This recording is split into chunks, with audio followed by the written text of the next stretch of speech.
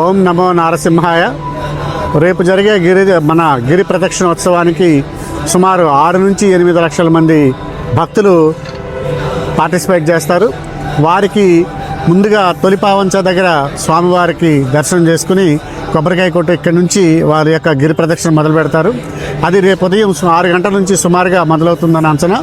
దానికి తగ్గట్టుగాను సుమారుగా 150 గడ్డర్లు, 70 లైన్లు ఏర్పాటు చేసి వచ్చినటువంటి భక్తులందరూ కూడా దర్శనం చేసుకుని కొబ్బరికాయ కొట్టి 32 కిలోమీటర్ల గిరి ప్రదక్షిణ చేసి తిరిగి ఇక్కడికి వచ్చే విధంగా ఏర్పాటు చేస్తున్నాం.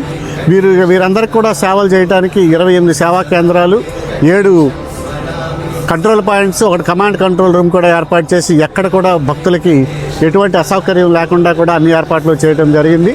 దీనికి గాను సుమారుగా 3,000 మంది పారిశుద్ధ్య సిబ్బంది, 2,000 మంది అఫీషియల్ సిబ్బంది, 4,000 మంది పోలీసులు, అలాగే 2,000 మంది వాలంటీర్లతో విస్తృతమైనటువంటి ఏర్పాట్లు చేసి ఎటువంటి పరిస్థితుల్లో కూడా భక్తులు ఎటువంటి అసౌకర్యం కూడా పొందకుండా వారికి తగ్గ ఏర్పాట్లు చేయడం జరిగింది.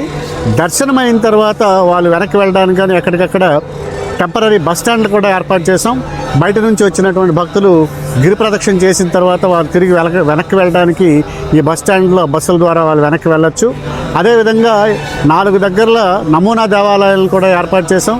మొదటిది మన హనుమంతవాక నుంచి సింహాచలం వచ్చేటప్పుడు దారిలో 2వ ఘాట్ దగ్గర, అదేవిధంగా సూర్యనారాయణ స్వామి విగ్రహం దగ్గర, అలాగే సీతమ్మ దారిలో అల్లూరు సీతారామరాజు విగ్రహం దగ్గర, అదేవిధంగా మన గోపాలపట్నం దగ్గర బంకు దగ్గర కూడా నమూనా దేవాలయాలను ఏర్పాటు చేసాం. అక్కడ నుంచి కూడా ప్రజలు వచ్చి అక్కడ కొబ్బరికాయ కొట్టి వారి యొక్క గిరి ప్రదక్షిణ కార్యక్రమాన్ని ప్రారంభించవచ్చు. ఈ విధంగా ఎక్కడికక్కడ మంచినీటి కుళాయిలు, అలాగే టాయిలెట్లు అన్నీ కూడా ఏర్పాటు చేయడం జరిగింది. అలాగే మెడికల్ ఫెసిలిటీస్ కూడా ఏర్పాటు చేయడం జరిగింది. ఈ విధంగా భక్తులందరూ కూడా వారి యొక్క గిరి ప్రదక్షిణ అనేటటువంటి కార్యక్రమం జీవితాంతం ఒక మంచి మధురానుభూతిగా మిగిలిపోవడానికి తగ్గ ఏర్పాట్లన్నీ కూడా జిల్లా యంత్రాంగం, అదేవిధంగా దేవాదాయ శాఖ కూడా చేయడం జరుగుతుంది.